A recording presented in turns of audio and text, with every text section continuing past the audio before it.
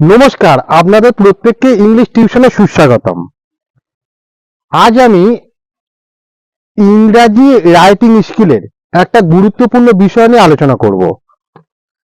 যে কোনো ক্লাসের পরীক্ষার ক্ষেত্রে রাইটিং স্কিল একটা অত্যন্ত গুরুত্বপূর্ণ উপাদান এবং প্রতিটা পরীক্ষাতে রাইটিং স্কিল আসেই, সেটা কম্পিটিটিভ পরীক্ষা হোক বা বিভিন্ন ক্লাসের পরীক্ষা হোক।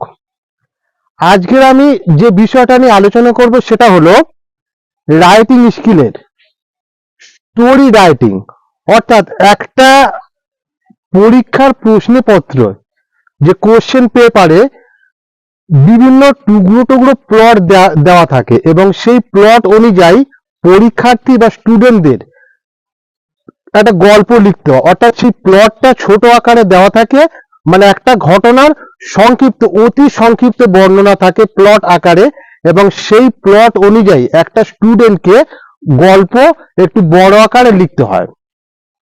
তো আজকের আমি এই বিষয়টাই জানবো যে সেই প্লটের উপর ভিত্তি করে বা সেই প্লটটা নিয়ে একটা স্টুডেন্ট কিভাবে একটা গল্প বড় আকারে তৈরি করবে, তার নিয়মাবলী। আজকের কিন্তু আমি কোনো গল্প গিয়ে করবো না, গল্প নিয়ে আলোচনা করব না, একটা স্টোরি কিভাবে লেখে একটা প্লটের উপর ভিত্তি করে সেটাই নিয়ে আজকে আমি আলোচনা করব। প্রথমে 1 নম্বর পয়েন্টটা হলো, প্রদত্ত আউটলাইন হইতে গল্প বা ঘটনা, প্লট বা বিষয়বস্তু সম্পর্কে সুস্পষ্ট ধারণা না হওয়া পর্যন্ত সেগুলি বারবার পড়তে হবে। অর্থাৎ এই লাইনটা এটা বলতে চাইছে, গল্পে যে প্লটটা দেওয়া থাকবে, অর্থাৎ গল্পে যে ঘটনা বর্ণনা থাকবে, যতক্ষণ না ওই প্লট সম্পর্কে আমাদের মনের মধ্যে ওই যে প্লটটা কি বলতে চাইছে, বিষয়বস্তু অর্থাৎ সাবজেক্টটা আমাদের কাছে যতক্ষণ না পুরোপুরিভাবে ক্লিয়ার হবে, সেই প্লটটা আমাদের বারবার পড়তে হবে। অর্থাৎ গল্পের ছোট আকারে যে প্লটটা দেওয়া থাকবে, সেই প্লটটা যতক্ষণ না প্লটের সাবজেক্ট ম্যাটার বা বিষয়বস্তু সম্পর্কে আমাদের মনে একটা সম্যকভাবে, একটা সুস্পষ্টভাবে ধারণা জন্মাবে, আমাদের সেটা বারবার পড়তে হবে। এটা হলো 1 নম্বর পয়েন্ট। এবার 2 নম্বর পয়েন্টে কি বলেছে, প্লট সম্পর্কে ধারণা হবার পর গল্প বা ঘটনা লিখতে আরম্ভ করবে। আমরা পরীক্ষার প্রশ্নপত্রে প্লট দেওয়া আছে, সেই প্লটটা বারবার পড়বো যতক্ষণ না আমাদের মনে তার বিষয়বস্তু বা সাবজেক্ট সম্পর্কে একটা ধারণা জন্মায়। এটা হলো 1 নম্বর পয়েন্ট। এবার 2 নম্বর পয়েন্টে, যখন ওই প্লট সম্পর্কে আমাদের মনের মধ্যে ধারণা জন্মাবে তখন আমরা গল্পটা লিখতে আরম্ভ করব।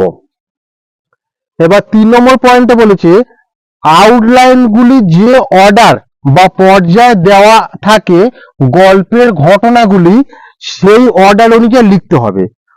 অর্থাৎ গল্পে একটা আউটলাইন দেওয়া থাকবে, একটা ঘটনা বর্ণনা থাকবে, বর্ণনাটা যেইভাবে রয়েছে সেই অনুযায়ী গল্পটা লিখতে হবে। অর্থাৎ গল্পটা আগে পিছু লিখলে কিন্তু হবে না। হয়তো অনেক ক্ষেত্রে এমন হতে পারে যে গল্পটা হয়তো আমরা জানি, মানে আমাদের পরীক্ষা প্রশ্নপত্রে যে গল্পটা এসেছে সেই গল্পটা সম্পর্কে হয়তো আমাদের ধারণা রয়েছে বা গল্পটা আমরা জানি, সেই অনুযায়ী আমরা নিজেদের মতো গল্পটা লিখে দিলাম, কিন্তু এক্ষেত্রে সেটা হবে না।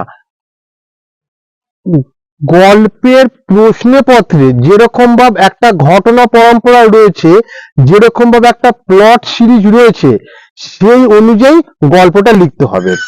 এটা হলো 3 নম্বর পয়েন্ট। এবার 4 নম্বর পয়েন্টে কি বলেছে, গল্পের মধ্যে কোনো ডায়লগ থাকলে সেটা ডাইরেক্ট স্পিচে লিখতে হবে। অর্থাৎ গল্পের মধ্যে যদি কোনো কিছু ডায়লগ থাকে, অর্থাৎ গল্পটা অনেক সময় এমন ভাবে হয় যাতে যেখানে 2 বা ততোধিক ব্যক্তির মধ্যে একটা কনভারসেশন বা ডায়লগ থাকে, তো সেক্ষেত্রে যে ডায়লগ গুলো থাকবে সেটা ডাইরেক্ট স্পিচে। অর্থাৎ ন্যারেশনে আমরা জানি ডাইরেক্ট স্পিচ আর একটা ইনডাইরেক্ট স্পিচ, অর্থাৎ এটা প্রত্যক্ষভাবে বলতে হবে, এটা পরোক্ষভাবে নয়।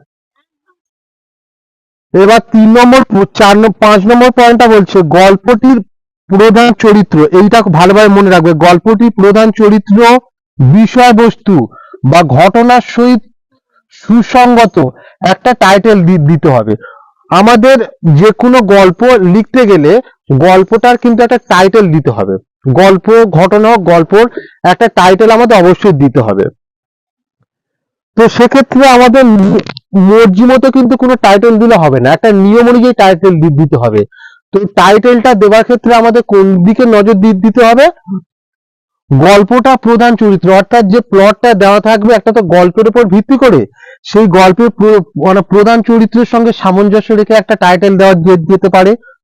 গল্পের বিষয়বস্তু অর্থাৎ সাবজেক্ট ম্যাটারের উপর ভিত্তি করে একটা টাইটেল দেওয়া যেতে পারে, অথবা ওই ঘটনার সঙ্গে সামঞ্জস্যপূর্ণ বা সুসঙ্গত রয়েছে বা সামঞ্জস্য রয়েছে এই রকম একটা টাইটেল আমাদের দেওয়া যেতে পারে। অর্থাৎ গল্পের প্রধান চরিত্র, গল্পের বিষয়বস্তু বা ঘটনার সঙ্গে সামঞ্জস্যপূর্ণ এই রকম ভাবে আমাদের একটা টাইটেল দিতে হবে, নিজেদের মর্জি মতো দিলে হবে না। তবে প্রসঙ্গক্রমে একটা কথা বলি, গল্পটা যখন আমরা লিখবো, যখন টাইটেলটা লিখবো, তখন কিন্তু আমরা টাইটেলটা মাঝ বরাবর লিখবো এবং টাইটেলটা আমরা ক্যাপিটাল লেটারে লিখবো, অর্থাৎ সবকটা বড় আকারে বড় হাতের, এবং তার নিচে একটা আমরা মার্কিং করবো, একটা বোল্ড কালারের মার্কিং করে রাখবো যতদূর পর্যন্ত টাইটেলটা হবে, এবং সম্ভব হলে মাঝ বরাবর আমরা টাইটেলটা দেবো। এবার 6 নম্বরে কি কি রয়েছে? গল্পটি নির্দিষ্ট শব্দ সংখ্যার মধ্যে সীমাবদ্ধ রাখবে। যে কোনো পরীক্ষার ক্ষেত্রে একটা ওয়ার্ড লিমিটেশন বা শব্দ সংখ্যাটা একটা খুব গুরুত্বপূর্ণ, এবং সেখানে একটা পেজও মোটামুটি লিমিট থাকে, হয়তো এক্সট্রা পেজ চাইলে দিতেই পারে, কিন্তু পরীক্ষার যে প্রশ্নপত্র থাকে সেই প্রশ্নপত্রে উল্লেখই থাকে মানে এতগুলো শব্দ সংখ্যার মধ্যে গল্পটা লিখতে হবে। অর্থাৎ সে 100টা হোক 150টা হোক সেরকম ভাবে একটা ওয়ার্ড লিমিটেশনের মধ্যে গল্পটা লিখতে হবে, সেটা প্রশ্নপত্রের মধ্যে উল্লেখ থাকে। তো আমাদের সেই দিকটা খেয়াল রেখে আমাদের গল্পটা কিন্তু লিখতে হবে। এই নয় যে আমরা নিজেদের মর্জি মতো গল্পটা যত বড় খুশি লিখে গেলাম, সেক্ষেত্রে কিন্তু আমরা মানে এক্সট্রা অনেক বেশি কিছু লিখলেও নাম্বার পাবো না। গল্পটা মোটামুটি একটা ওয়ার্ড লিমিটের মধ্যে আমরা লিখবো, অর্থাৎ শব্দের সংখ্যা সীমাবদ্ধের মধ্যে আমরা লিখবো। এই হলো যে কোনো স্টোরি রাইটিং লেখা ক্ষেত্রে এই নিয়মগুলো যথাযথভাবে যদি আমরা পালন করি বা যথাযথভাবে যদি আমরা মেনে চলি, তাহলে আমরা যে কোনো গল্প অনায়াসে আমরা লিখতে পারবো। অন্ততপক্ষে পরীক্ষাতে যদি 10 নাম্বার যদি দেওয়া যদি থাকে, একটা কথার কথা বলছি, যদি 10 নাম্বার দেওয়া থাকে, আমরা ইংরাজিতে যে যতই কাঁচা হই না কেন, যদি এই নিয়মগুলো যথাযথভাবে মেনে চলি এবং আমাদের ট্রান্সলেশন সম্পর্কে একটা ন্যূনতম ধারণা থাকে, ছোট্ট ছোট্ট বাক্যে আমরা গল্পটা লিখবো, খুব একটা বড় বাক্যে কমপ্লেক্স সেন্টেন্সে কম্পাউন্ড সেন্টেন্সে নয়, সিম্পল সেন্টেন্সে ছোট্ট ছোট্ট বাক্যে আমরা গল্পগুলো লিখবো। সেক্ষেত্রে আমরা 10-এর মধ্যে আশা করি যে যতই অ্যাভারেজ স্টুডেন্ট হোক না কেন 8 বা 9 আমরা অবশ্যই পাবো। আর যারা তো ভালো পারে তারা এমনিতেই মানে 10-এ 10 পেয়ে যাবে এমনটা কথা না, কিন্তু যারা অ্যাভারেজ মোটামুটি যদি এই নিয়মগুলো তারা যথাযথভাবে ফলো করতে পারে এবং ট্রান্সলেশন গুলো ঠিকমতো বানান সহ লিখতে পারে, আশা করি তারা 10-এর মধ্যে 8 নম্বর অবশ্যই পাবে।